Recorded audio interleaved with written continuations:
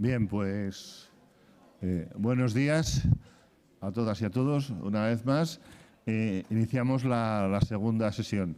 Empezaré yo unos minutos con parte de los contenidos más teórico-prácticos y luego continuará Alberto hasta las 11:15, que se hará el descanso para la pausa del café. Lo de ahora ya de alguna manera está preanunciado ayer, pero vamos a ir dando intensidad a algunos contenidos y Alberto concretará muchísimo más en base a procesos de transición prácticos y concretos que son los que habitualmente las personas técnicas tienen que hacer, ¿no? Y tienen que programar y llevar a efecto. Bien, ayer ya también lo introdujimos, ¿no? El no hacer buenos procesos de transición o no tener en cuenta buenos cuidados de las partes en los procesos de transición tiene consecuencias, no tengáis ninguna duda. Lo que no se haga porque se ha debido de hacer aparecerá luego en las fases posteriores. Es decir, los procesos de integración no van a ser iguales si las transiciones no se hacen con determinadas maneras, ¿no? Esa es nuestra experiencia. Y después de trabajar muchos años en psicoterapia con jóvenes, con familias, con niños, sabemos que hay ciertos momentos y momentos vitales tan importantes como son las transiciones donde se quedan enganchadas situaciones de dolor y sufrimiento que luego perduran y que en algunos casos pueden derivar hacia trastornos más graves. No vamos a decir es que si no hay transiciones se va a generar la patología mundial. No es eso, pero en niños que ya están dañados, en estructuras familiares que ya están tocadas, en situaciones que son complejas como los procesos de acogimiento, adopción y de protección en general, el hecho de ciertas faltas de cuidado tiene consecuencias. Y el trato es también tratamiento. Como decía por ahí un usuario de los servicios de salud mental cuando le preguntaron ¿qué querían ustedes para mejorar el tratamiento? Y el señor dijo, el trato.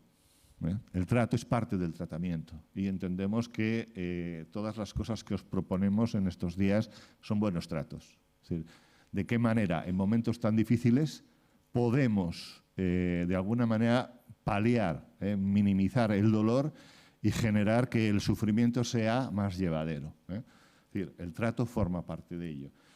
Entonces, bueno, consecuencias pues las hay. Y hemos visto estas, ¿no? Fundamentalmente los trastornos de angustia, especialmente en niños pequeños. La angustia, el pánico, el terror que genera no entender nada. Yo te cojo y sin decirte nada te llevo, no entiendes nada y punto pelota. Y de repente, sin casi tener ni palabra, ni pensamiento, ni ideas, ni capacidad intelectual, te ves en un mundo distinto con gente que hace cosas distintas, ¿no? Los trastornos de angustia, de separación y de confusión son fenomenales. Por supuesto, el conflicto de lealtad.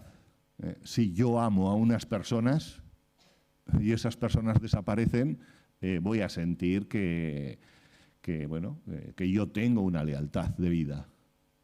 Y seguiré esperando a esas personas.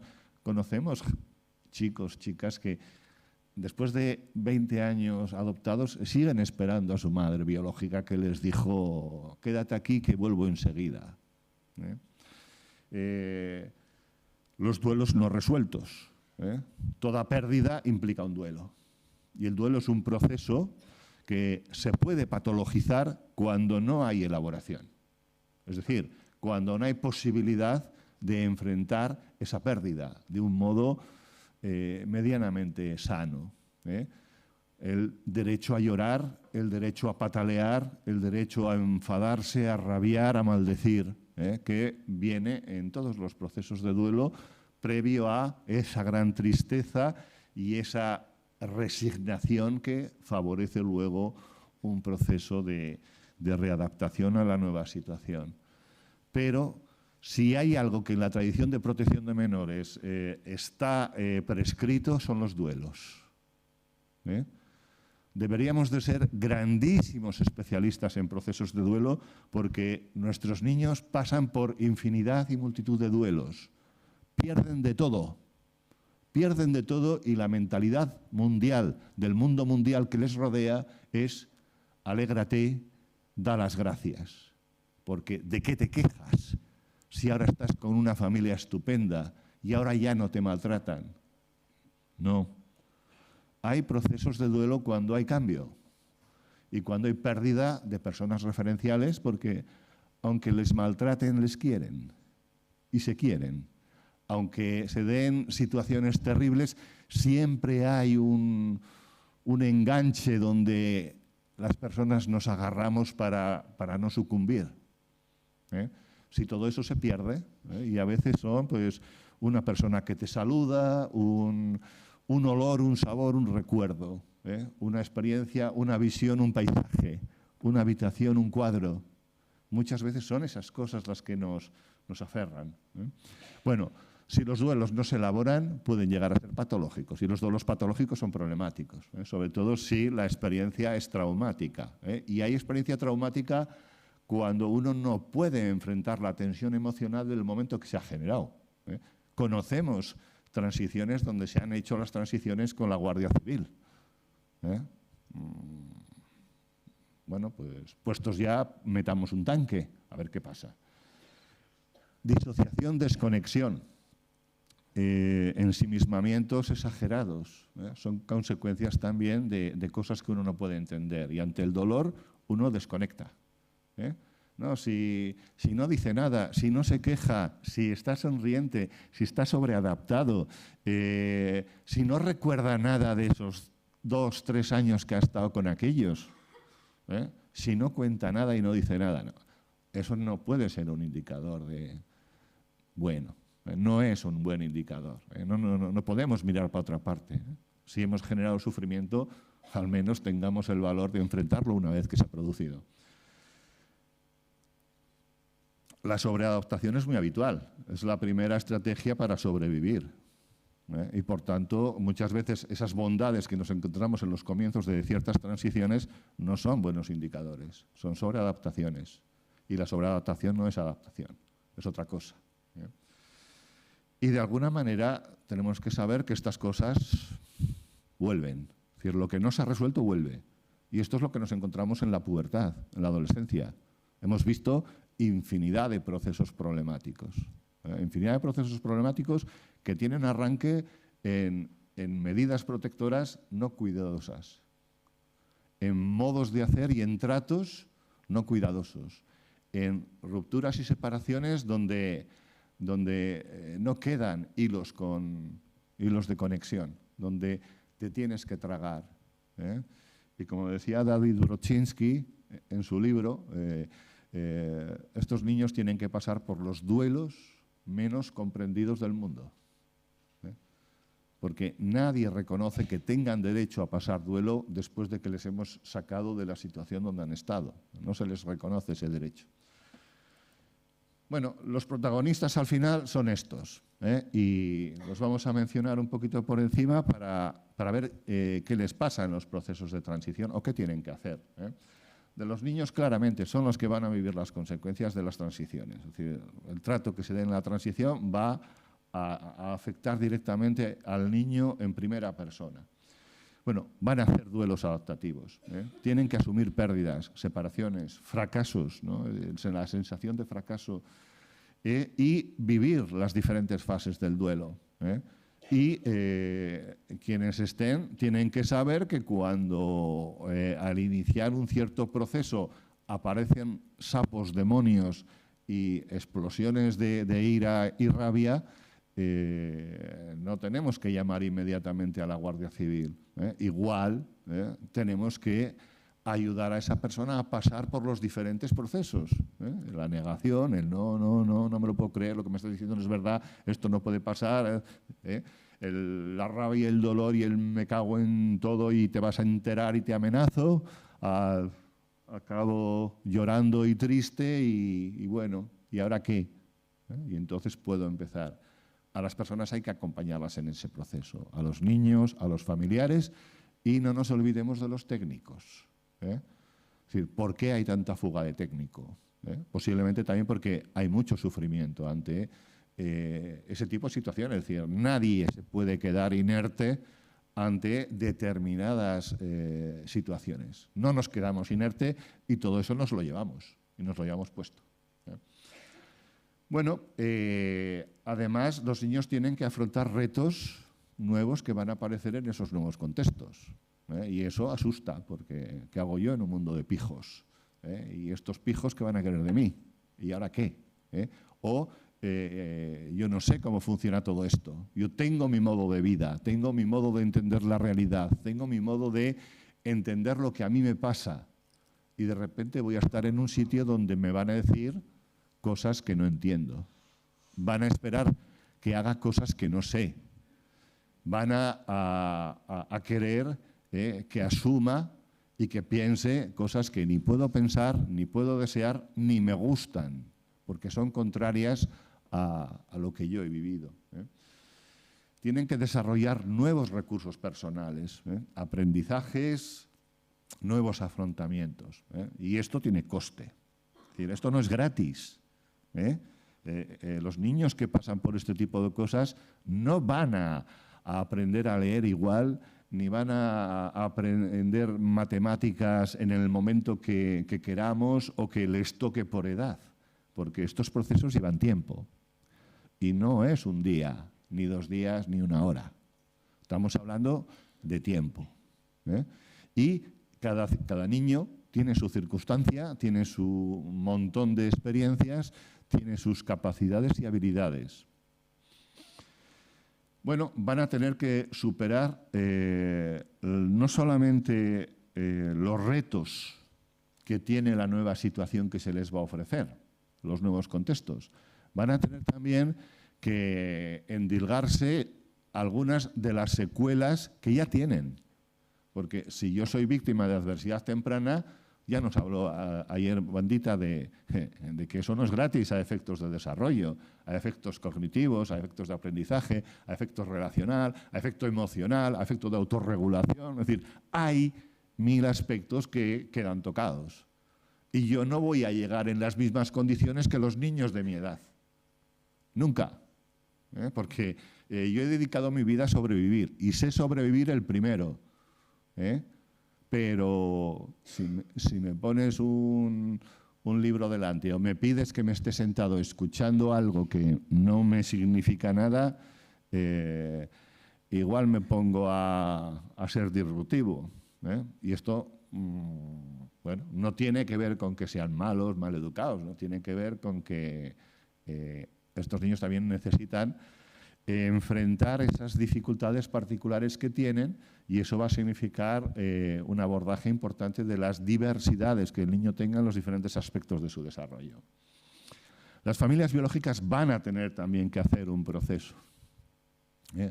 Van a tener que hacer un proceso importante para asumir los cambios propuestos y con mucha frecuencia impuestos. Confrontarse con una nueva realidad que es, ¿y ahora qué hago yo con nuestro hijo? ¿O qué va a pasar? ¿O qué voy a hacer a partir de ahora?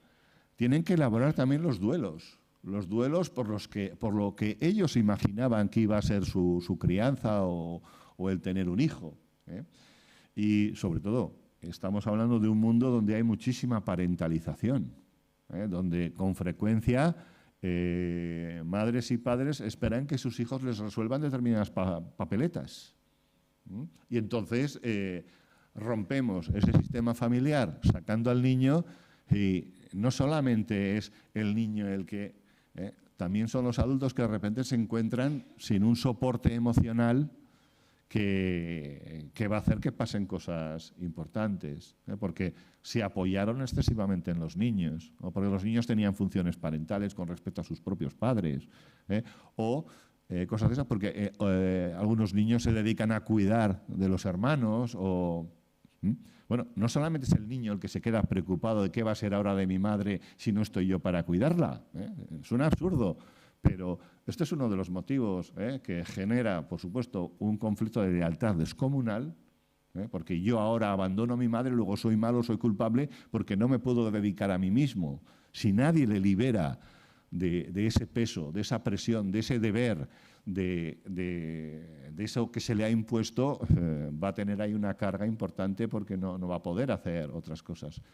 Otro tanto les pasa al padre y a la madre, ¿no? Que de repente, si no tengo ese niño que me daba sentido, significado, ¿ahora qué hago? Tienen que asumir también, además del duelo por las pérdidas y por los cambios y por los proyectos que no van a suceder, tienen que asumir una implicación. Es decir, ahora queremos que seas padre o madre de otra manera, haciendo lo que nosotros te pidamos para que tu hijo esté lo mejor posible. Y esto es algo a lo que debemos de invitarles. Lo habitual en este país es que se les quite del medio. Son los malos de la película, malos fuera. No. Desde nuestra posición técnica no podemos ir juzgando a las personas. No es nuestra tarea, no nos pagan para juzgar a los familiares de estos niños. Nos pagan para ayudarles y para resolver situaciones. Nuestra posición tiene que ser la de ahora veremos qué puedes hacer y de qué manera te puedes implicar en la vida de tu hijo, porque tú no desapareces, tú no dejas de existir. Y tanto en cuerpo presente como en imagen difusa seguirás existiendo. Irmela Biman, una psicóloga que hemos referenciado nosotros con frecuencia y de la que aprendimos muchas cosas, decía algo así como que en todas las casas de los niños acogidos y adoptados hay un espacio socioemocional para la familia biológica de los niños. Bueno, yo ampliaría la frase a que en todos los expedientes de nuestras oficinas de protección y en todos los servicios de infancia de protección hay espacio emocional, hay un espacio emocional que ocupa y preocupa también a los técnicos. Igual que nosotros como técnicos pasamos a ser parte del escenario vital de todas las personas, porque nos metemos en sus vidas, entramos en sus vidas. Bueno, ¿qué tareas puede hacer una familia biológica? Muchas. Valen para mucho, son un recurso desde el punto de vista de qué cosas pueden hacer para facilitar el proceso. Pero para que lo puedan hacer tiene que haber alguien que se lo crea. Alguien que se crea que lo pueden hacer y que lo proponga. Y esto es lo que os invitamos. Porque esto, en este país, cuesta un potosí. Pero no hay nadie malo al 100%. Os lo garantizamos. No hay nadie malo al 100%. Y hasta el que te está amenazando de muerte en más de un momento es capaz de darte las gracias y de reconocer que le estás ayudando y que le has hecho un bien. Bueno, tenemos que pedirles que informen a los hijos de las decisiones tomadas por las autoridades en relación a sus hijos. Sí, también pueden ellos informar a sus hijos de que ha habido una resolución por la cual ellos tienen que salir de casa. Lo pueden hacer. Les tenemos que invitar. Es decir, ¿por qué tiene que ser un técnico? Que va a ser vivido de una forma, va a ser posiblemente más fácil para el niño aceptar que el padre, la madre le digan vas a tener que salir porque ha pasado esto. Posiblemente eso tendrá que estar acompañado, tiene que ir acompañado y tendremos que ayudarle a que lo hagan porque necesitarán de nuestra ayuda para hacer eso. Tendremos que ayudarles a dar explicaciones de los motivos y causas de eso que va a suceder. Que se lo expliquen ellos. Va a pasar esto porque yo he tenido este tipo de cosas, porque te dejé solo o porque el motivo que sea. El padre o la madre se lo tienen que contar al hijo. Tienen también que asumir responsabilidades ante sus hijos. Y si hace falta pedir disculpas. Es muy sano para el padre y la madre hacerlo. Evidentemente no nos lo van a hacer en la fase de negación, ni en la fase de rabia, ni en la fase de tristeza. pero en la fase de tristeza empezarán a poder conectar con la resignación y posteriormente pues tengo que asumir porque la vida sigue. Y a partir de ahora voy a ser un padre o una madre sin mi hijo. Y es un estatus parental también. Bueno, algo que yo os he traído y he difundido desde hace muchos años en España es una asociación de familias biológicas de Berlín. Hay más, en Alemania hay como cerca de 9 asociaciones de familias biológicas que se encargan de ayudar a otras familias biológicas a entregar a sus hijos. Yo, que entregué a mi hijo porque no podía criar a mi hijo, te ayudo a ti a entregar a tu hijo. Y además colaboramos con los acogedores y con los adoptantes, porque les conocemos, no porque nos han separado. Tenéis que saber que hay países donde las familias biológicas participan en el proceso de selección de la familia de acogida y de la familia adoptiva. Y esto no es ningún tipo de prevaricación, ni de rollo patatero, ni de tráfico de nada. Esto es cooperación. Y para eso hay que trabajar previamente, porque eso no surge solo. Ese es el trabajo que, al desarrollarlo, nosotros hemos encontrado que es muy productivo y que nos evita tal cantidad de problemas que realmente merece la pena. Y entre quienes estáis aquí ya hay gente que lo ha probado y que lo hace y que lo sabe y mucha gente que lo intuye. Por tanto, olvidaros de leyes y de normas que no existen, porque no hay nada, ninguna ley que lo impida hacer. Nada de lo que hemos hecho es ilegal, nada. Nada va contra el derecho de los niños ni de las familias, de lo que os hemos propuesto. Y se puede hacer. Bueno, la familia tiene que autorizar a los niños a dar ese paso, a decirle, vete, no te tienes que preocupar de cuidarte de mí porque yo me voy a cuidar, yo me voy a dejar ayudar por otras personas, tú no me tienes que cuidar y además tú tienes que disfrutar de lo tuyo.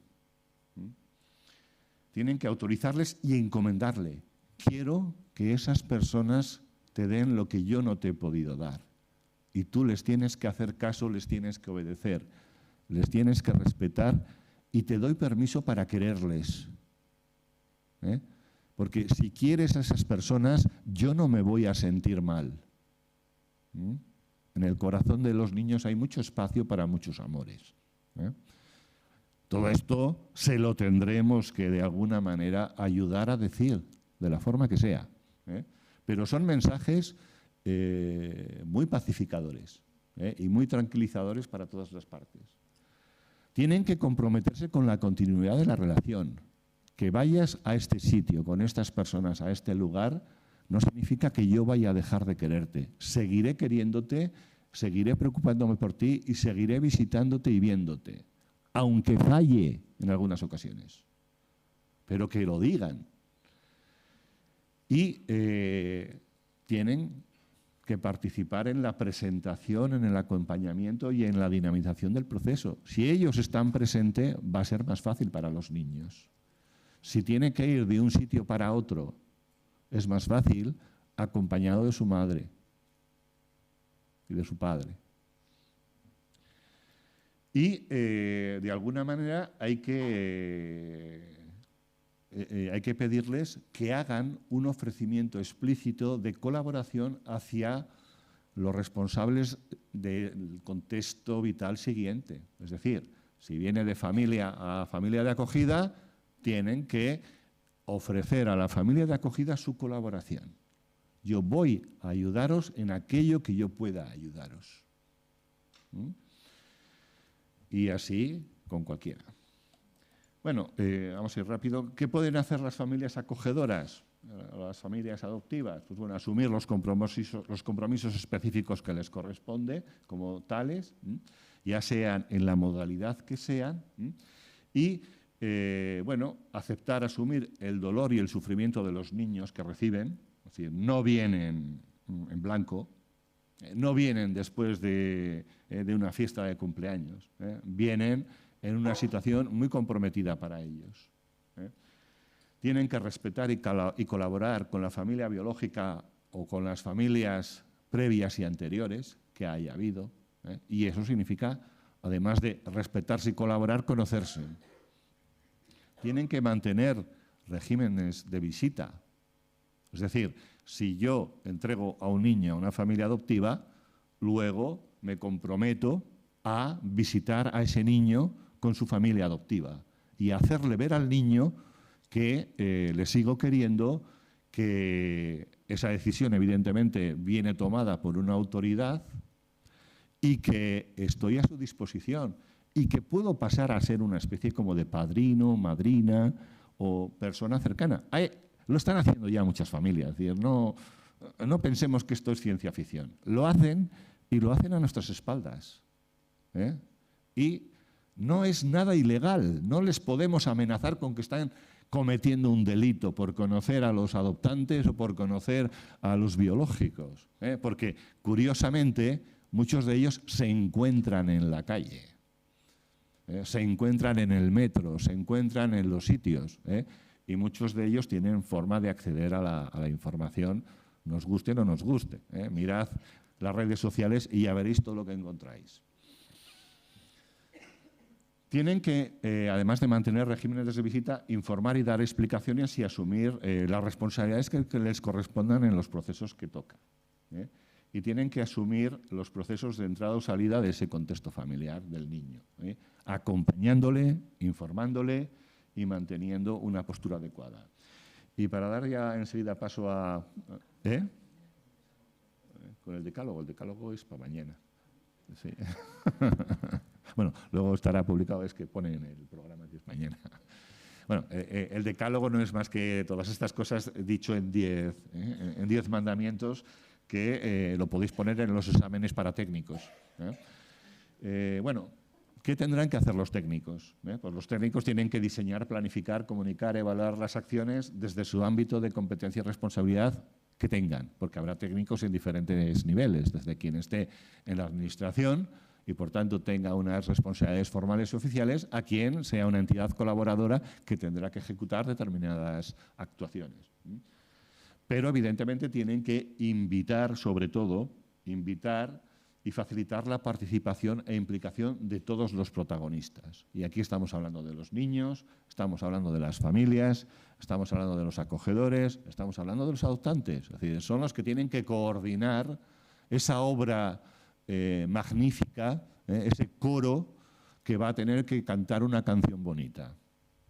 Y para ello tendrá que estar a bien con todas las partes y saber gestionar todos los conflictos, todas las dificultades, todas las situaciones que se puedan más o menos producir. Y lo tienen que hacer con una serie de alguna manera, de principios. Nosotros entendemos que el consenso, la palabra consenso no nos la hemos inventado, os aviso que no es un invento nuestro, está en la ley del 96. La primera ley de protección que modifica luego y que es la base para un sinfín de modificaciones legales en España, habla de estabilidad para los niños, habla de medidas familiares preferentemente sobreresidenciales y habla de participación y de colaboración. Lo menciona así, no son palabras vacías. ¿Nos las creemos o no nos las creemos? Pero no son ilegales, no son imposibles y nosotros proponemos que se hagan. Que se haga participación, que se haga consenso, porque la ley dice que las medidas deben de ser consensuadas. ¿Entre quiénes? Entre todos los afectados, evidentemente. No va a ser entre mi amigo y yo, mi compañero y yo, que estamos ahí por donde sea. No, es entre todos los implicados, que deben de participar en esa toma de decisión que va a derivar en un proceso de protección del niño. Se tiene que hacer con transparencia y veracidad, nada de edulcoración. En protección a veces edulcoramos excesivamente situaciones que son muy dolorosas y que la forma de abordarlas es hablando del dolor, no hablar de vas a tener un perrito muy bonito que te va a gustar mucho. Solvencia y exigencia técnica. Lo que hacemos, lo hacemos con criterios científicos. No nos hemos inventado nada, aunque hayamos desarrollado cosas. Pero hay teorías y cada vez más y mejor consolidadas que nos posibilitan, nos permitan y nos facilitan este tipo de trabajo. Y por tanto debemos ir a ellas y tenemos que seguir aprendiendo. La técnica de la protección de menores es un campo de conocimiento, no es una obra caritativa, no es una obra solidaria de los ciudadanos, es un cuerpo de conocimiento técnico y teórico que hacemos las cosas que se basan en evidencias científicas. No hacemos literatura, ni propuestas imaginativas, aunque hay que tener mucha imaginación para aplicar determinadas cuestiones científicas. Bueno, buen cuidado y buen trato. Y cuidar bien y tratar bien a un niño, esto debemos de saberlo hacer. Y, por supuesto, minimizando los daños y el sufrimiento que se genera en todas las partes. Hay formas de actuar que no deberían producirse y se han producido. Llevarse a un niño de cualquier manera, bueno, está peligrando su vida, igual no hay más motivo, es decir, no hay más que hacer, ¿no? Es decir, si lo van a triturar, no vamos a permitir que lo trituren, pero si no lo están triturando y sencillamente lo que hay es una oposición a unos modos de hacer o a unas decisiones tomadas, tendremos que trabajar ahí de otra manera para buscar ese consenso que no se logró, que posiblemente no se trabajó, que previamente no se planificó ni se tuvo en cuenta. Y bueno, al final somos los técnicos, todos, todas, quienes tenemos que asumir los retos que nos aporte o que nos traiga esa transición. Y lo tenemos que hacer con solvencia técnica, porque es nuestra profesión, porque nos pagan para ello. Nos pagan para que hagamos las cosas correctamente y bien hechas y bien fundamentadas. Y bueno, lo del decálogo es para mañana. Alberto, a por ti.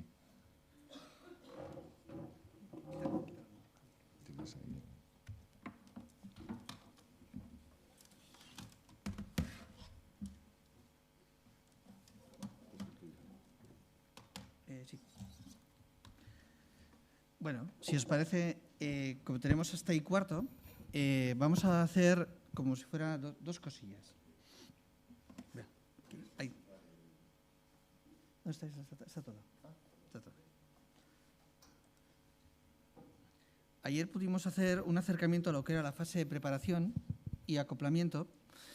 Hicimos una parte de lo que podían ser los procesos de reunificación. Los tocamos muy por encima, pero dejamos muy por encima también lo que tiene que ver con cómo gestionar los procesos de mayoría de edad. Porque los procesos de mayoría de edad siempre reactivan de nuevo un conflicto de lealtades, a lo bestia. Normalmente, porque hay que escoger. Y aunque lo tenga uno claro, lo tenga clarísimo, siempre hay un conflicto de lealtades que se vuelve a hacer más grande. Y por lo tanto, la pregunta va a ser la misma que ayer.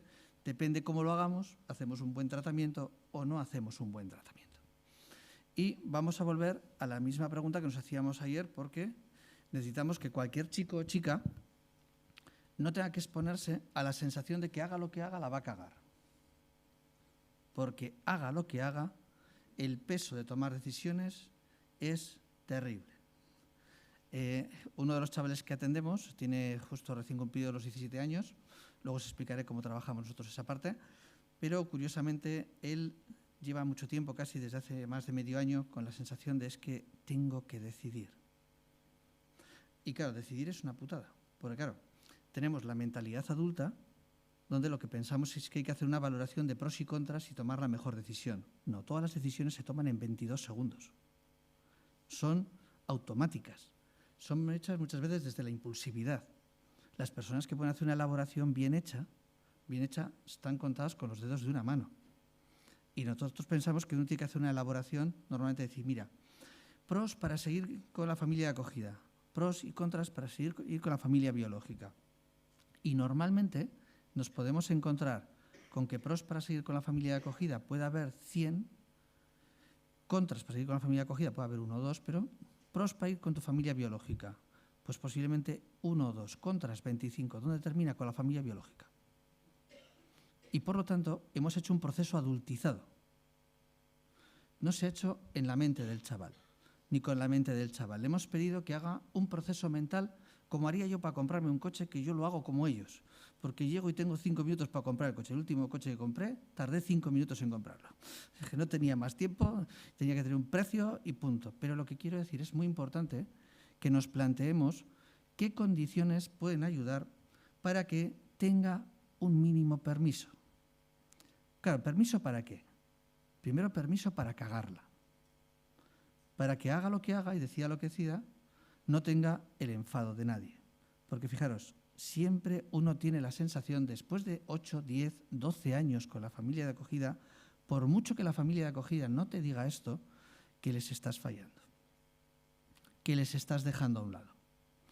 Y esa sensación es la más importante que tenemos que ver cómo la disminuimos, porque siempre está ahí. Y luego está aparte todo lo que puede ser el reproche de la familia. Y nos vamos a las preguntas de ayer que decíamos, oye, ¿cómo puedo reducir el miedo a fallar a la familia de acogida? ¿Cuál sería la mejor estrategia para poder reducir ese miedo? Pues fundamentalmente solo hay una, que la familia de acogida le dé permiso para irse con sus padres. Y que le diga claramente, pero sentido, quiero que decías lo que decías, si quieres, quiero que te vayas a vivir con tus padres. Fijaros, esto es complicado, porque uno empieza a pensar, coño, con todo lo que hemos currado, nos lo van a joder en 2 meses. Esto es así, pero fijaros, si yo no traslado ese mensaje, hay una parte que él está sintiendo que le estamos tironeando.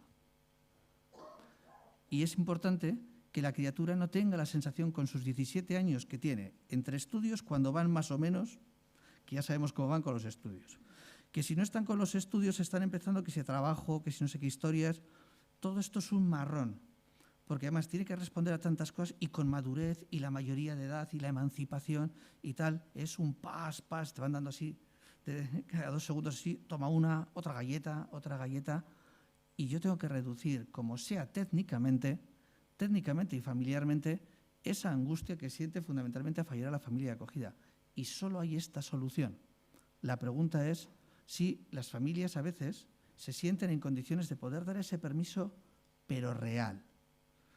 Estaba diciendo Javier hace un momento que es muy importante la transparencia y la honestidad en esta parte de los procesos cuando hacemos transiciones. Y si no lo sentimos, habrá que decir que no. Pero muy importante es, cuando no hay un permiso explícito por la familia de acogida para que vaya hacia el otro lado, en el fondo la criatura está sintiendo que se le está tironeando hacia acá. Tenedlo claro. Que nadie diga, no, es que en casa a la madre le hablamos bien de ella. No. Es un conflicto de lealtades que se hace de nuevo y se multiplica. Porque en el fondo estamos pensando que tienes que tener solo una familia, los otros ya está, punto. Y fijaros, yo enseñé, creo que, lo voy a enseñar luego, unos datos de una investigación que hicimos nosotros hace ya unos cuantos años sobre el acogimiento familiar, ¿no? Y habíamos, creo que eran en torno a 25 o 30 chavales que ya cumplidos los 25 años les llamamos por teléfono a todos para preguntarles cómo les iba la vida. Y a través de unas preguntas sencillitas de las nuestras, pues una encuesta. De hecho, de esos 25, 16 habían cesado el acogimiento familiar antes de llegar a los 18 años. Y les preguntamos ciertas cosas, pero lo curioso fue que muchos de esos ceses terminaron en la familia biológica, en su momento. Y resulta que les preguntamos con quién habían pasado la última Nochebuena. Con su familia de acogida. ¿Con quién habían pasado su último cumpleaños? Con la familia de acogida. ¿A quién le pedirían ayuda si necesitaran ayuda? Con la familia de acogida. Curiosamente, todo el mundo había pensado que ya, si te vas hacia la familia biológica, ya la has jodido. todos los procesos son procesos de ida y vuelta. Y son procesos para ir a conocer, porque claro, tomar una decisión en etéreo o en abstracto, sin incluso poder tomar conciencia real de cómo ha sido la vida con tus padres y madres, porque hay veces que las visitas se mantienen con cierta supervisión o ciertas restricciones casi hasta que están a punto de tener barba. Y entonces es un poco absurdo. Siguiente pregunta, ¿cómo reduzco yo el miedo al reproche de la familia de origen? Pues va a ser complicado. Pero si yo he trabajado durante todos estos años con la familia biológica, tened claro que tengo más posibilidades de conseguir que la familia biológica le diga, decidas lo que decidas, nos parece bien. Esto es muy comprometido, porque las familias biológicas llevan tiempo esperando a ver cuándo llegan los 18. Y con esa expectativa, pero esto hay que trabajarlo con mucho tiempo, con mucho, mucho tiempo. Y hay veces que incluso nosotros promovemos, en la parte que hacemos nosotros del especializado, hasta reunificaciones antes, aunque la ley diga que tiene que estar hasta los 18 años en el permanente. Porque cuanto antes comprueben realmente la situación familiar, pero no es para que se vayan para pegar una hostia, porque a veces tienen que decidir conscientemente y viviendo ciertas cosas. Lo puedo hacer o que vayan, o lo puedo hacer con un incremento del régimen de visitas de manera que a partir de cierta edad el régimen de visitas está abierto.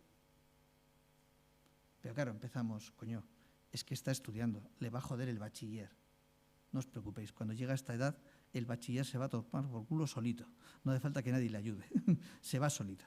Y por lo tanto la última que tenemos que decidir es cómo podemos evitar que muchos chavales terminen sintiendo lo siguiente, que van a decidir que ni con unos ni con otros, así no fallan a nadie y se quedan solos y entonces empiezan los mayores riesgos de exclusión. Pues solo tenemos dos fórmulas, que va a ser el permiso de la familia de acogida, el permiso de los padres. Y como comprenderéis, es más complejo obtener el permiso de los padres biológicos, pero cada vez es más complejo y nos encontramos más con muchas familias de acogida que también les cuesta dar este permiso. Entonces, pensemos que la reactivación del conflicto de lealtades no se hace solo, sino que tiene que ver con las vivencias ya que están en el día a día. Y por lo tanto nosotros tenemos que trabajar eso. Hay familias que te lo explican muy bien y lo explicáis muy bien, ¿no? Es decir, mira, yo estoy aquí para cuidar, para atender lo que necesite, y cuanto menos miedo tiene uno a las consecuencias del cambio, de que vayan, seguramente ese viaje de ida y vuelta será con menos angustia. Porque si te tienes que marchar corriendo, porque tienes una bronca con tu familia acogida, porque ya sabéis que cuando estamos en esta situación, con este conflicto de lealtades, a veces se generan conflictos por cualquier chorrada. Y entonces cualquier chorrada puede ser un precipitador de una salida corriendo de casa de la familia de acogida, y entonces los padres biológicos pueden en ese momento decir, ay, mira, ya te dije yo que iba a venir aquí.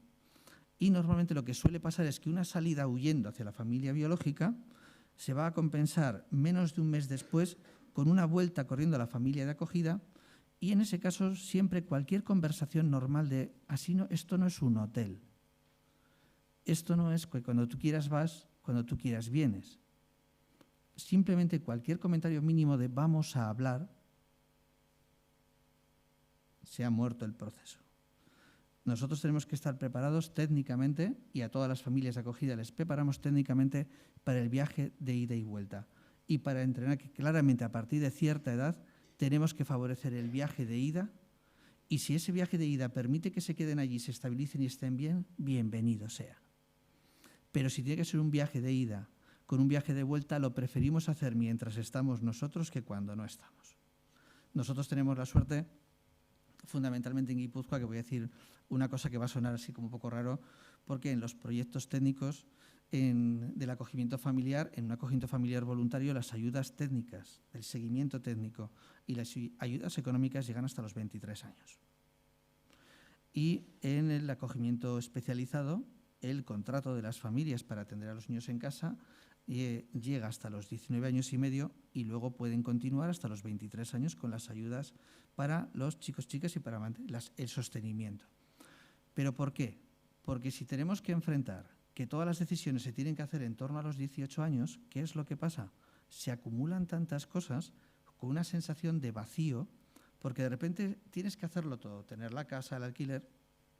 Mamadou, Fer, que estaban aquí ayer, era maravilloso ver la red de apoyo que tenían y que todavía la necesitarán muchos días cuando estén solitos en casa por la noche. Lo más jodido de emanciparte en un momento dado es la soledad que sientes cuando de repente no tienes tanto ruido. Y eso se te hace un agujerito debajo de los pies. Por eso, a veces cuando tenemos que trabajar la parte de la mayoría de edad, fijaros, son formas de trabajar. Nuestra forma de trabajar es sistémica. Lo que tenemos que quitar es miedos concretos. Y los miedos concretos siempre se trabajan desde el lado opuesto del triángulo. Y decimos, desde los 16 años se empieza a trabajar con los adolescentes para preparar un poco lo que puede ser una toma de decisión progresiva. Luego hacemos una cosa, que le decimos, no te preocupes, si va a cumplir los 18, imaginemos el 31 de diciembre, por poner una fecha fácil, le decimos, el 20 de noviembre nos juntamos, si decidas lo que decidas nos va a parecer bien. Fijaros, este mensaje es complicado, porque normalmente a los técnicos no les parece bien cualquiera de las opciones y a las familias tampoco. Si no llegamos a esa posición, no reducimos el conflicto de lealtades. ¿Se entiende? Y entonces, en vez de estar pensando en qué van a hacer, estudiar, qué hacer un plan de emancipación, cuánto vale el móvil, cuánto vale un piso de alquiler, que es que le decimos, no, tienes que pensar cuánto vale un piso de alquiler compartido. Aparte tienes que ver un poco cuánto vale, por ejemplo, cuánto puedes ganar, porque como no tienes casi formación, porque has terminado una FP básica antes de ayer, pues no te creas que te van a pagar 1.600 euros al mes. Si te pagan 700, te das con un canto en los dientes. Y entonces le decimos, bueno, vamos a ayudarle a tomar decisiones, vamos a planificar cuánto vale tu vida. Y está con la cabeza de como con la margarita, ahora con este, ahora con este, ahora con este, ahora con este, jodido completamente, con una sensación de vacío, porque además sabe que se van a marchar los profesionales de los que está hasta los mismísimos, pero a los que va a echar de menos. Y entonces todo este conglomerado mental hace que, después de años de gran esfuerzo del sistema de protección, el sistema de protección la pueda cagar en el último momento. Porque sin querer hay tanta presión que no la soportaríamos ninguno de nosotros. Entonces, hay una cuestión que yo lo siento así, por lo menos si tengo la suerte y el privilegio de trabajar por eso en una parte en la Diputación Foral de Guipúzcoa, porque eso permite estas gestiones de qué tipo de ayudas, pero fijaros, las técnicas también, porque a veces ahora ya tiene más de 18 años, lo cambiamos de sección, ahora va a estar con el área de exclusión o con los áreas de mayores de edad, te cambian a los técnicos de referencia, te cambian a no sé quién, y cuidado, que todo el rato estamos hablando del mantenimiento de los técnicos de referencia, cuando han sido técnicos de referencia, que hay veces que han sido técnicos, pero no han sido de referencia. Pues si no han sido de referencia, no pasa nada. Podemos sustituirles por cualquiera. Pero si han sido técnicos de referencia, no podemos cargárnoslos. Y tenemos que buscar la flexibilidad entre recursos, entre departamentos. El departamento de emancipación, de mayores de edad, de juventud, de no sé qué. A partir de los 17 años, nosotros intentamos hacer un plan de futuro. Todo esto está bien así como parte escrita, pero normalmente es un trabajo que los que lo pueden hacer bien hecho son los que menos ayuda necesitan. Y por lo tanto queda bien sobre el papel. Pero el único objetivo que buscamos es que el mensaje sea así de claro y sentido. Decidas lo que decidas, el 20 de noviembre te vamos a apoyar. Pero de todos, Porque curiosamente cuando alguien no diga ese mensaje, automáticamente el distanciamiento emocional va a empezar. Y me da lo mismo, puede ser con la familia de acogida, puede ser con la familia biológica. Y hay una cuestión que es, le ayudamos a que el triángulo no se mueva. En torno a cuando llegan 3 meses antes de la mayoría, también a veces podemos hacer ciertas cosas, estar con la técnica de referencia, porque tenemos muchos contenidos para trabajar. Fijaros, tenemos que trabajar todo lo que explicaba ayer el compañero que habló de la guía de emancipación, pero para nosotros, fijaros, lo más importante es que, el último punto, el conocimiento, lectura y comprensión de su historia de protección. Por lo menos tenemos que garantizar que hayan leído todo el expediente. Todo el expediente. Hombre, es tarde, si llegamos a estas alturas y no han leído el informe de la tutela o no saben todas las argumentaciones que hay, pero bueno, ya sabéis que depende de comunidades autónomas, los expedientes parecen como el Fort Knox, más o menos, que no hay Dios que acceda a ellos, cuando en teoría se debería acceder en todos ellos. Pero este es un elemento de mínimos, claro. ¿Por qué? Porque si no le ayudamos en un momento dado a poder cerrar, aunque sea parcialmente todo su pasado, el pasado les va a acompañar y les va seguramente a desbordar. Hay un Cyrulnik, hace unos años en un libro, ponía un mensaje que nosotros lo cogimos y que venía a explicar que hay 2 edades en las que las personas del sistema de protección y acogidas, adoptadas, se estabilizan. Una primera edad que está en torno a los 23-25 años, que es donde se estabilizan los estables emocionalmente. Los más inestables emocionalmente se estabilizan a los 35. Y esta realidad nosotros la vivimos todos los días. No es una cosa que haya dicho Cyrulnik, es que nosotros lo comprobamos. Ayer Bandita explicaba cómo una asociación como Atlas, a Panamá, tienen que hacer un acompañamiento en cómo se hace un currículum, cómo se organizaban rutinas diarias. Si alguien lo escucha es para cortarse las venas. Pero es que tenemos unos críos de 18, 19, 20, 21 años que muchas veces no se han convertido en ninis, porque no es un tema de ninis, no es un tema actitudinal, es que el peso de las decisiones, el peso de la mayoría de edad, te puede derivar en una depresión mayor. Una depresión mayor no es una depresión, es una pérdida de conciencia donde ya no sabes de tu cabeza ni dónde está. Entonces, esta parte del cierre de su historia tenemos que hacerlo aunque sea parcial, porque muchas veces nosotros pensamos que en este proceso está todo el mundo mirando para allá, para el futuro, y todavía hay chavales que están mirando para allá. Si están mirando todavía para allá, para el pasado, olvidaros de mirar para allá. Porque entonces, si están mirando para allá, lo mejor será orientar a que vayan con la familia biológica. Porque significa que necesitan comprobarlo, necesitan estar, necesitan conectar para saber lo que se siente, porque no se siente lo mismo en 1 hora y media a la semana que pasando 5 días seguidos, donde uno se levanta, hay que poner el desayuno, luego a ver qué hacemos. Lo más interesante en la vida y cuando se estabilizan las relaciones de pareja es cuando las parejas empiezan a aburrirse juntas. ¿Qué hacemos? No sé. Eso es amor. Sí, sí. Hasta que no se llega ahí, pues más o menos es pues como estar en Portaventura todo el día. Más o menos. Entonces, hay una cuestión que por eso es muy importante que puedan aprender a aburrirse, a conectar. Tenemos muchos contenidos para trabajar con la familia de origen, con la familia de acogida, un montón de cosas. Pero fijaros, en el fondo, cualquier proceso de vuelta nos implica que si no podemos trabajar exclusivamente el permiso de la familia de acogida, que normalmente se puede trabajar, es doloroso porque hay mucho miedo. Y recordad una clave que le decíamos ayer y que a nosotros nos sirve bastante, ¿eh? Si alguien vive con miedo, es lo peor que te puede pasar en la vida. Puedes sentir cualquiera de las otras emociones, pero vivir con miedo te desestructura. Si de repente aparece una familia que vive cosas con muchos miedos, no os preocupéis, porque se generan efectos contagio. Los chavales todo el rato mirando a sus acogedores cómo están. Los acogedores diciendo, yo estoy bien, pero se te ve la cara a kilómetros. ¿Cómo te encuentras? Y hay una cuestión fundamental que tenemos que trabajar, cómo se gestiona, para poder hablar explícitamente de tengo miedo. Cuando yo empiezo a decir, tengo miedo de esto, esto, esto y esto, entonces es cuando en un momento dado la criatura puede ayudar. Y esos procesos, de nuevo, no se hacen individualmente con el chico o la chica por un lado y con la familia acogida por otro. Se hacen conjuntamente. Hace poco, una de las familias que atendemos, estaba el chaval, la familia, y dicen los padres, es que tenemos miedo a que un día de estos vuelva a recaer, vuelva a consumir alcohol y se meta un ostión. Y le dijimos, ¿miedo por qué? Si lo tenéis garantizado. ¿Dónde está el miedo? ¿No lo tienen garantizado tus padres? Sí. A ver, ¿qué tiene que pasar para que lo hagas? Y entonces lo planificamos. Bueno, vamos a planificar que te metas el ostión, que te pongas morado a beber, porque la familia estaba con un miedo que se había convertido no en un miedo, sino en un pensamiento obsesivo, un pensamiento que no paraba de dar vueltas, un pensamiento que generaba distancia emocional, que para la criatura se sentía perseguida emocionalmente y que generaba que al final, sin querer, todavía el riesgo de consumos fuera mayor.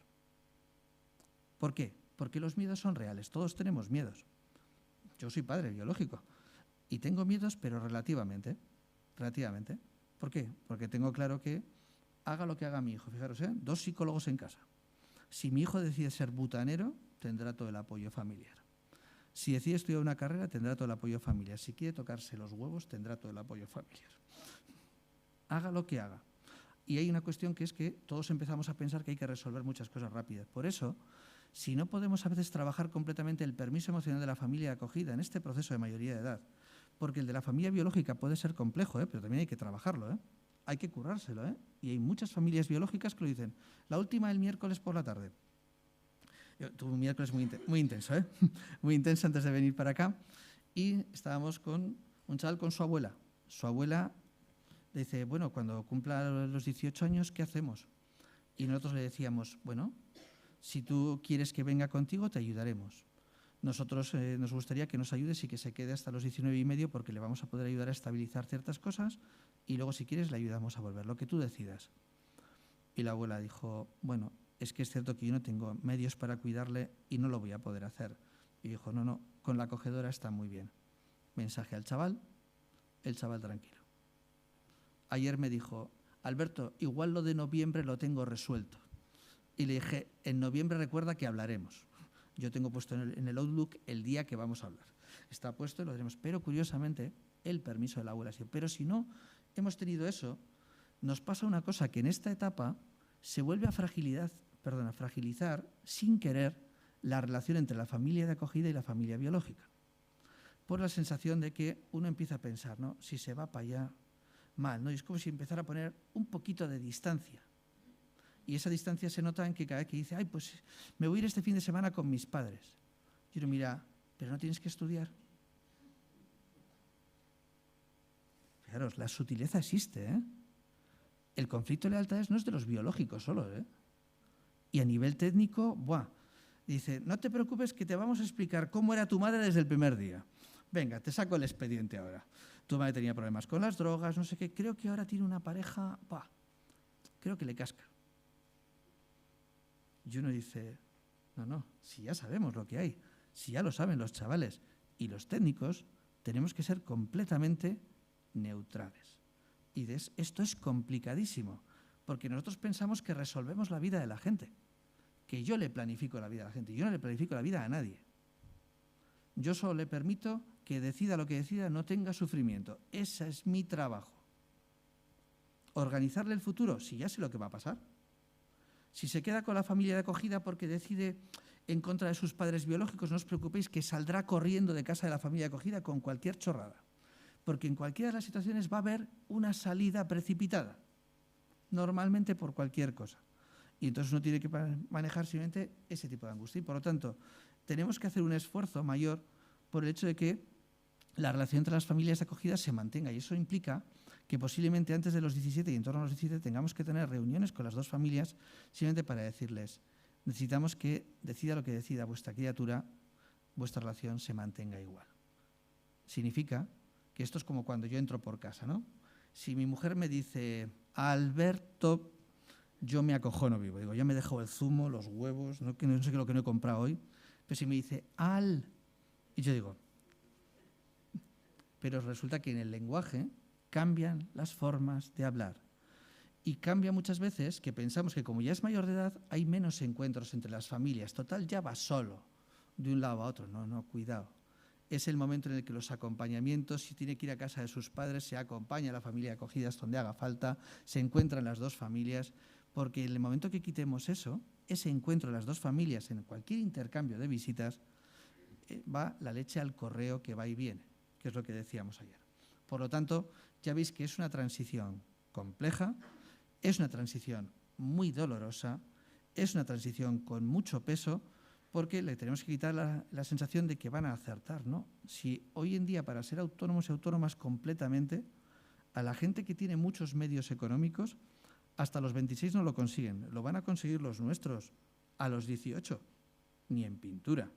Con las ayudas que se les dan, que te dan ganas de echarte a reír, ni en pintura. Con el sueldo que la gente puede recibir, ni en pintura. Luego veremos que una manera de poder gestionar esto a veces es hacer un proceso, por ejemplo, que nosotros hacemos en el especializado, donde los chavales van a poder estar dentro del programa haciendo una emancipación, entre comillas, en un piso, pero una emancipación con dependencia emocional y económica. ¿Por qué? Porque la independencia emocional y económica no se alcanza hasta muy avanzados, los 20 y tantos. Y entonces, ¿cómo podemos hacer? ¿A veces hay que ayudarles económicamente? Sí. Y nosotros tenemos a muchos chicos y chicas que realmente sus familias de acogida dicen, pues igual pagamos una parte dentro del programa, pero cuando finaliza y siguen viviendo los chavales con la familia de acogida, igual el chaval le encargamos que él pague una parte del piso que tiene, pero la alimentación come y cena todos los días o en casa de sus padres biológicos o en casa de su familia de acogida. Porque como tenga que hacer la cesta de la compra, con la sensación que me llevé yo el sábado pasado cuando fui al Super BM y casi me caigo de culo que la misma compra me había subido 12 euros, pues claro, ¿qué va a pasar? Y hay elementos, como por ejemplo, el elemento del cuidado, de comer juntos y demás, es un aspecto muy cuidadoso. ¿Por qué? Muy cuidador. Porque sí, saben hacer un huevo frito y saben poner las salchichas ahí para calentar y hacer un poco de arroz y una lechuga o lo que sea. Pero lo que pasa al final es que el elemento de la alimentación es un elemento de cariño y de cuidado. Y por lo tanto podemos hacer a veces ensayos de emancipación, pero con alta dependencia. Que nadie se imagine la emancipación. Ya veis que son formas de trabajar muy distintas y que para nosotros, sin hacerlo de esta manera, va a ser complicado, porque mientras no se testen a sí mismos y mientras no tengan un permiso explícito, lo que decía, que yo os pediría que os quedéis con este mensaje, que es, si no le damos permiso completamente para que haga lo que haga, nosotros le vamos a apoyar. Fijaros, que se lo pregunte cada uno por dentro, si eso es cierto cuando uno sabe que tiene unos padres que pueden tener situaciones de violencia. Esos padres y madres que llevan mintiendo a los servicios sociales desde que nacieron.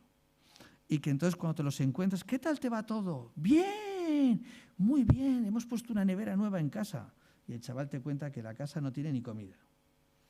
Y entonces empezamos, oye, esto no puede ser. Y empezamos todos a presionar, ¿no? Porque hay que hacerle consciente a la madre de que no. Tú tienes que hacerte consciente que como no digas que sí, será que no. Saldrá de casa y saldrá mal. Y estas cosas, normalmente, desde mi punto de vista, y yo creo, Javi, yo trabajamos igual, es así. Y esto es visión sistémica. Es un modelo de intervención que ya veis que no son consejitos, hoy hacemos una reunión, hacemos esto. Estamos trabajando con los permisos siempre que van en los lados contrarios del triángulo. Bueno, si os parece, como nos quedan unos minutillos, y si hay alguna pregunta, si no, activo solo una pequeña parte de la siguiente transición y nos vamos al café. ¿Alguna pregunta, por ejemplo, sobre esta parte? Adelante.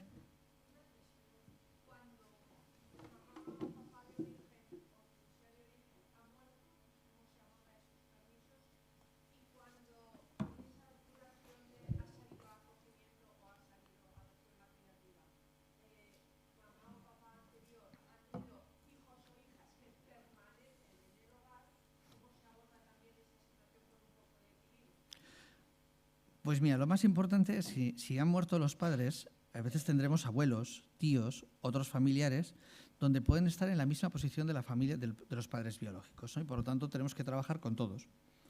¿Qué hago yo el miércoles con la abuela? Pues porque la abuela es la figura de referencia para el chaval. Y si en vez de una abuela hubieran sido 2 abuelas y un abuelo más y 3 casas o 4 cosas, lo hubiéramos trabajado con todos, sin ninguna duda.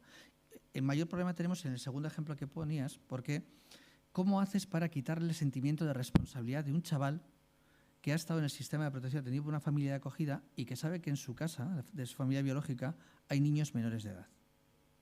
¿Le puedes quitar el sentimiento de responsabilidad? No. No, porque es un sentimiento que se te mete dentro muchas veces. Solo hay 2 maneras de sobrevivir a eso, que es distanciarte emocionalmente de sus hermanos y no sentirlos como hermanos, que también te complica emocionalmente la vida con el tiempo. O la otra opción que tienes, fundamentalmente, es casi que comprobar por ti mismo que tienes que cuidarles. Yo esta tarde estaré aquí en Zaragoza, con un caso que estoy trabajando eso. ¿Y cómo lo estoy haciendo? Pues nosotros hemos hecho que una persona adoptada venga a casa de su familia biológica porque quiere comprobar por sí misma que ella es la que cuida de su hermanito porque sus padres no están en condiciones. ¿Y cómo se hace?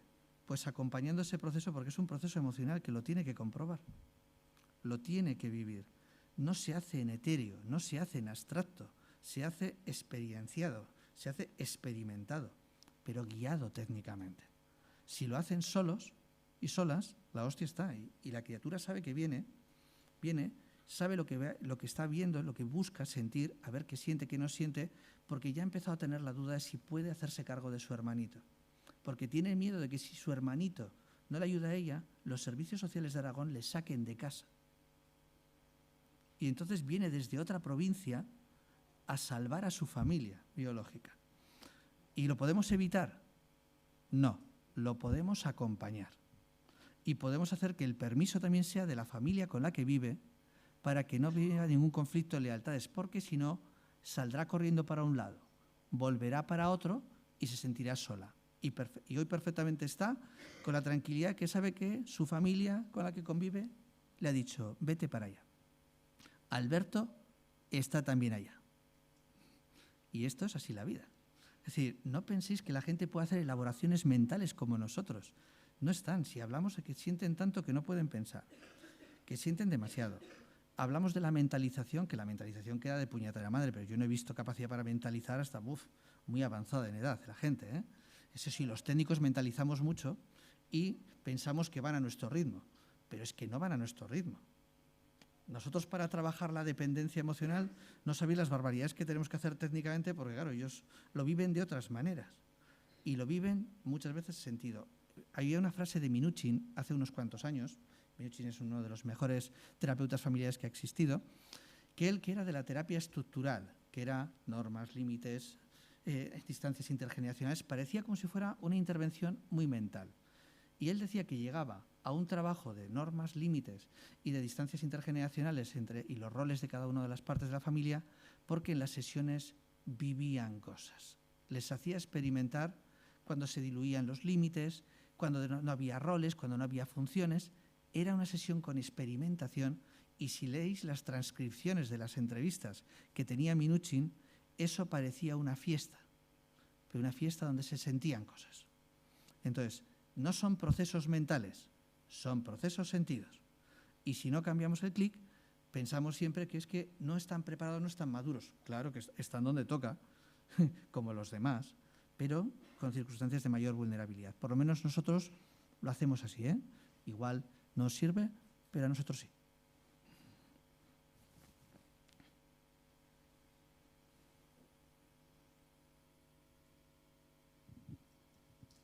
Yo quiero hacerte dos preguntas. Una, ¿cómo trabajáis cuando los hermanos están separados en diferentes familias para mantener el vínculo y que ese vínculo se mantenga en el tiempo? Y después, en base a lo que ha dicho la mujer, ¿cómo trabajáis con el niño que lo que no quiere no es que a su padre biológica se lo quiten, sino la envidia a que su hermano o hermana se está desarrollando con su familia biológica y ellos no? Sí, el concepto de envidia no suele ser. Si hay, puede ser a veces una especie de rabia e incomprensión, es decir, ¿por qué a mí sí y a mi hermanito, a mi hermanita no? Porque es cierto que a veces las actuaciones de los servicios sociales han sido distintas en unos momentos y en otros, ¿no? Entonces, ¿cómo trabajamos esa parte? Pues muchas veces validándola y buscando quién va a ser quien recoja ese malestar. Nosotros tenemos errores de los técnicos, que ¿quién los tiene que recoger? Los técnicos. Y entonces a veces hay que ir y está aquí Sonia, que os contará mañana, donde los técnicos han tenido, y hemos tenido que pedir disculpas. Los técnicos no me refiero a Alberto, que es el de la entidad externa, ¿eh? Me refiero al jefe de la Diputación. Donde se ha sentado delante y le he dicho, lo siento, pero seguramente esto no lo pudimos hacer, y le han dado explicaciones técnicas de por qué uno estaba en casa, otro no, porque claro, ¿dónde deposito el enfado? Si no lo pongo en un sitio, se queda en etéreo, por una parte, ¿me entiendes? Entonces, esa parte la tenemos por un lado. La otra pregunta que hacías es la relación entre hermanos que están en diferentes familias de acogida. Hombre, yo tengo claro que siempre que hemos puesto en marcha un acogimiento lo hemos fomentado, esa relación, y hemos hecho que las dos familias tengan simplemente una orientación de mínimos. Queremos que igual los primeros 6 meses os juntéis igual una vez al mes y que estéis un ratito y demás, todavía cada uno en vuestra casa. Luego, a partir de tal fecha, podéis hacerlo así, y hemos dejado siempre libertad a las familias, pero en el seguimiento técnico hemos tenido que trabajar que te caiga mejor o peor la acogedora, de enfrente, tú tienes que ser capaz de mantener esto, porque a veces puede que funcione, puede que no funcione. Dejadme que cuente una anécdota, porque es una anécdota significativa, la contaba en bromas ayer y creo que hay alguna persona online que me está escuchando y lo va a entender, pero sin dar datos. Nosotros teníamos en una provincia en el País Vasco, un caso que lo llamábamos el caso Vaya Semanita. Sí, el caso Vaya Semanita. Vaya Semanita fue un programa de la tele muy interesante donde nos reíamos los vascos de nosotros mismos, de todas las movidas políticas que había. Y era un caso Vaya Semanita porque teníamos una familia de acogida que era de la izquierda abertzale y otra familia de acogida que era del Partido Socialista. Y entre ambas familias acogieron a un grupo de hermanos, bastante amplio. Y era maravilloso. Porque, claro, tuvimos que conseguir, y la gente que tiene sentido común lo consigue, porque no tuvimos que hacer mucho los técnicos, ¿eh? Las familias tenían más sentido común que los técnicos, porque una cosa, estábamos hablando de la etapa donde había situaciones de terrorismo. Es decir, que no estamos hablando antes de ayer, que estas cosas se han normalizado, y que están de otra manera. Y realmente la gente, tenemos que enseñar a la gente a que mantenga una buena relación, independientemente si te cae bien el que está enfrente o no. Yo no sé si le caigo bien a toda la gente, no me importa tampoco, yo hago mi trabajo. Y las familias tienen que aprender eso. Si esa parte la podemos ir facilitando y hay que insistir que se mantenga ese contacto, con el tiempo siempre se establecen vínculos y terminas aceptando, pues como tenemos todos, yo tengo un amigo en la cuadrilla que no paga una ronda nunca. Pero bueno, sigue siendo de la cuadrilla. Es un poco jeta, es un poco rata, pero sigue siendo un amigo de la cuadrilla. Vas aceptándolo como es. ¿Qué le vas a hacer? ¿Qué hacemos? ¿Lo matamos? Pues tampoco es plan, ¿no? Es decir, siempre hay alguien raro en todos los sitios. Si tienen espacios para estar juntos y trabajamos la aceptación como son, con el tiempo se construirán vinculaciones que permanecerán cuando nosotros no estemos. Pero para eso empezamos con las pequeñas tonterías de ¿se pueden intercambiar los teléfonos? Claro que sí. Y ahí es donde se empieza a hacer ciencia ficción con si le puedes dar el teléfono a una familia adoptiva o a una familia no sé qué, y entonces es como reunión de equipo. Vamos a decidir los pros y contras para que tengan el teléfono. Y yo, mande. Y estas cosas, porque es donde empiezan los problemas, ¿eh? Si uno se puede comunicar, si se puede llamar por teléfono, si pueden tener las direcciones, si ya saben todo el mundo dónde están, dónde viven y dónde pueden ir a comer. Pueden quedar a comer en la casa de unos o de otros o a mitad de camino porque están a 110 kilómetros de distancia. Autonomía de las familias. Entonces, lo que quiero decir es, favorecemos todo, pero mi trabajo es conseguir que las familias desde atrás se entiendan durante ese acogimiento que se ha puesto en marcha de las dos familias, imagínate, la necesidad de que se conozcan, que estén juntas, que colaboren, aunque se caigan de culo y aunque se lleven de puta pena. Sí, y normalmente cuanto más explícitos somos en esto, en vez de hablar del amor, es que es importante para los niños que se vean, eso ya lo saben ellos. Ya les hemos torturado en un curso de formación. No hace falta repetirles cosas que son obvias. Vayamos a donde está el riesgo, que es que no se soporten entre ellos. Y si trabajamos esa parte, lo demás es más fácil. Por lo tanto, tienes un seguimiento más fácil. Simplemente tienes que trabajar que quieran estar juntos, aunque sean los de Vaya Semanita. No sé si habría alguna pregunta más. Bueno, hacemos el parón, que me están diciendo desde ahí. Sí, hay una última pregunta, disculpad. Gracias. Bueno, yo quería plantear un poco que sí que es verdad que en general la línea es trabajar con la familia biológica, intentar hacerlos partícipe desde el primer momento, porque es una forma de tenerlos muy en cuenta y están en la red de apoyo del niño y en su historia, ¿no? Pero sí que es verdad que hay situaciones que los niños tienen terror, no quieren o tienen terror, pasan mucho miedo. Entonces, entiendo que también lo tienen que trabajar porque es su historia de vida, ¿no? Lo que ha ocurrido y cómo se relacionan, pero un poco como hacemos, ¿no? Algún caso, pues yo qué sé, un padre que ha asesinado a la madre, no hay familia, no hay red de apoyo, no hay nadie más. ¿Cómo hacéis cuando un niño tiene miedo y ves que sufre cuando se encuentra con su familia? Lo que decía hace un momento, el primer objetivo es quitar el miedo. Si se mantiene el miedo, será un problema. Y entonces, si para eso tenemos que trabajar con el padre que ha matado a su mujer, trabajaremos. Si tenemos que ir a la cárcel a estar con él, estaremos las veces que haga falta. Y trabajaremos y nos costará, porque habrá intervenciones que nos lleven mucho tiempo conseguirlas, pero las hacemos, ¿eh? Yo me voy a la cárcel de Zaballa, que está en Vitoria, que son 150 kilómetros, para estar y hacer una intervención con un papá que le quedan más de 23 años de cárcel. Pero es que tenemos muy claro que si nosotros no vamos a la cárcel, la criatura siempre piensa que se tiene que hacer cargo él de su padre porque nadie piensa en su padre. Entonces, mi visita a la cárcel le estoy diciendo yo me encargo, primera cosa. Segunda, estoy trabajando con el padre para que reconozca y que le pueda explicar, es que mataste a una persona y por eso vas a estar aquí. Y cada vez que vamos, la primera vez nos dijo, locos, ¿cómo le voy a decir que he matado a una persona? La tercera vez ya nos dijo, vale, ya lo tengo, ¿cómo se lo dirías tú? Le entregamos el escrito como lo haríamos nosotros, lo escribió, lo firmó. Lo que quiero decir es, podemos trabajar cosas, pero sin estar con la gente no podemos tomar decisiones, porque si no, te abocas a una situación que es que esa criatura va a tener que estar en terapia los próximos 23 años, no le va a servir, se va a cansar, tiene que hacer un proceso de elaboración emocional individual muy complejo, porque el miedo se alimenta y se mantiene solo, porque al final vas a estar por la calle pensando, ¿será aquel? ¿Será aquel? Y entonces tú tienes que trabajarlo explícitamente, como puedas. ¿Que tienes una orden de alejamiento y no puede estar el padre? ¿Que tengo la posibilidad que el padre pueda reconocer? Porque antes Javi ha dicho que los padres tienen que pedir disculpas. Yo suelo plantear que los padres tienen que reconocer el daño hecho en sus hijos. Y ese es mi trabajo. Mi trabajo. Y parte de una idea que es lo que os contábamos ayer cuando explicábamos que en las necesidades específicas, ¿quién repara el sentimiento de culpa? ¿Quién repara este sentimiento de miedo? ¿Quién repara este sentimiento de injusticia de por qué mataste a mi madre? Pues seguramente tenemos que partir de quien lo hizo. Y si no consigo en 2 años o en 3 años dar la vuelta, no te preocupes. Tú mantén al técnico de referencia y la persona que va allí y tarde o temprano esto es como la gota malaya, que terminan entrando, pero hay que mantenerlo.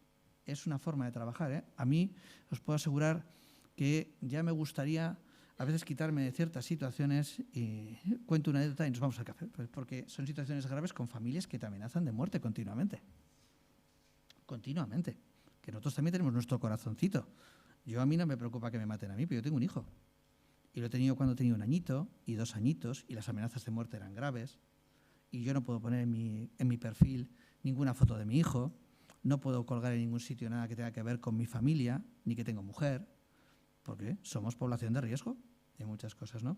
Y con una familia de estas que habíamos tenido una situación de riesgo muy mantenida en el tiempo, muchos años, ya cuando cumplieron los hijos 18 años, un día una familia de etnia gitana me dicen, Alberto, ven que habían venido a una reunión para despedirnos y yo tenía que ir a San Sebastián a coger el autobús y me dicen, venga, te acercamos con el taxi. Cuando íbamos en el taxi me dicen, ay, que no tenemos para pagar. Y yo, cago en 10. Y tal. Pero no te preocupes, tenemos aquí unos langostinos que hemos cogido del día, del contenedor ese que está ahí tirado, te damos 2 de los paquetes de langostinos. Empieza ahí, ay, ayer comí unos cuantos también de estos y estoy bastante enferma. Y le dice al taxista, este es como nosotros, este no es payo. Yo miraba y decía, ay, la madre que me parió. Y tal. Pero fijaros, estas cosas que pueden ser bromas, yo he estado 16 años de intervención ahí. 16 años se dice pronto. La referencia para cagarse en su puta madre era yo. Y estaban técnicos de la administración que se han mantenido, pero como no se mantenían tan estables porque cambiaban más, a quien se queda le van todas las hostias. Y tenemos que intentar que alguien se quede. Porque si todo el mundo se va, pues entonces a nadie le van. Hacemos el parón y nos vemos ¿a qué hora? A -10, por favor.